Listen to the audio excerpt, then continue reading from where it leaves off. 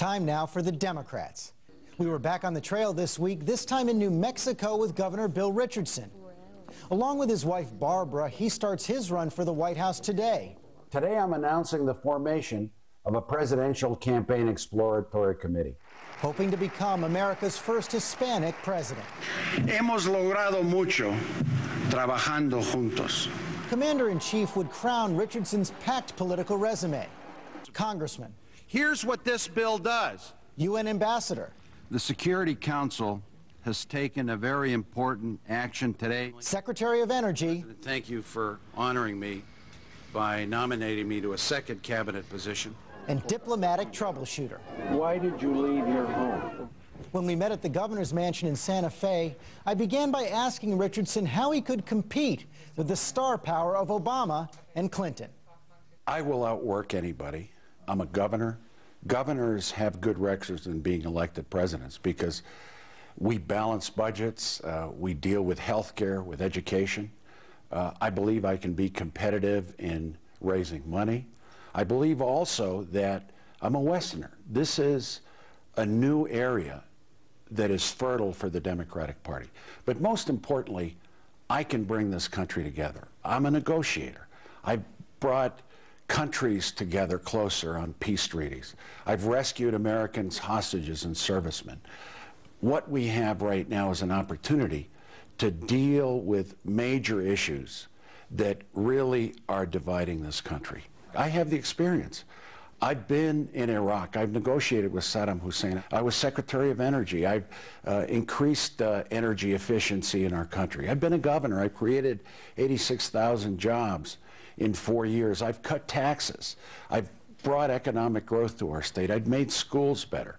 I've got the strongest record on the environment and dealing with clean energy and fighting global warming. A lot of people give speeches about these issues. I've actually done it. Is all the experience you mentioned more relevant to being president than the experience of Senator and First Lady? The next president must be able to get us out of Iraq, must be able to restore America's international standing. The next president must be able to make us energy independent, must be able to make schools better, to create jobs, to give the American people, every American, a fair shot at an economy right now that favors those that are most fortunate. To get that done, you need real-life experience. All I'm saying is a lot of these folks can make speeches about all these things. I've actually done it. And I've got the passion and love for this country. I'm patriotic. I'm positive. One thing you haven't mentioned is that you would be the first Hispanic president if you won. Are you sure the country's ready for that? I believe this country is a very tolerant, positive country. I believe the country would be ready for a woman president, an African-American president, Hispanic president. But I wouldn't run as a Hispanic candidate. I would run as an American, proud to be Hispanic, proud of my heritage. It's a growing, dynamic community in this country. But I wouldn't just be focusing on Hispanic issues or trying to get the Hispanic vote. You're against the president's plan to add troops to Iraq. Certainly am. You want to use the power of the purse to restrict it. That's right. But just last year in your book, you wrote that we can't pull out before Iraqis have achieved control over internal security. The Iraqis don't have control over their internal security now, so why should we pull out? Well, because the president and the Bush administration have not pushed the Iraqis to get the responsibility for dealing with security with civil administration. Here's where I would be on Iraq. And I believe I could get this done because of my foreign policy experience. Number one, you set a phase withdrawal this calendar year. You couple that with talks on national... Even if the Iraqis aren't ready, even if they can't secure themselves? What you do is you set up a timetable for them to handle this security. You set national reconciliation talks with the three ethnic groups. You talk to Iran and Syria. What we need to do is bring their neighbors in.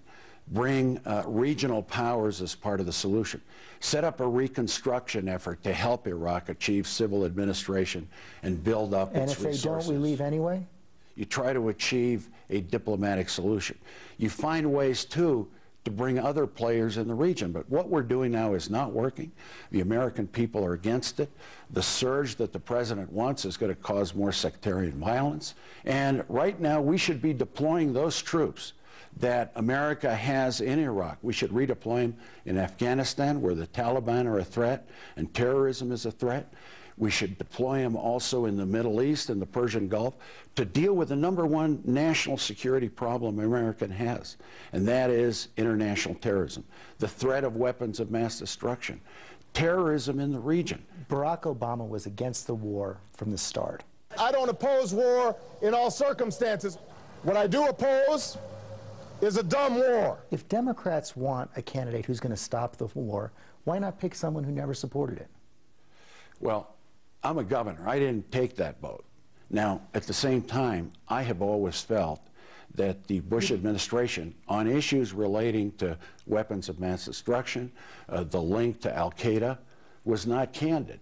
Now, I am very clear on this issue. I am not on both sides of the issue. I would like to see a withdrawal, and I believe we can do it this calendar year, coupled with a peace conference, coupled with reconciliation talks, coupled with a dialogue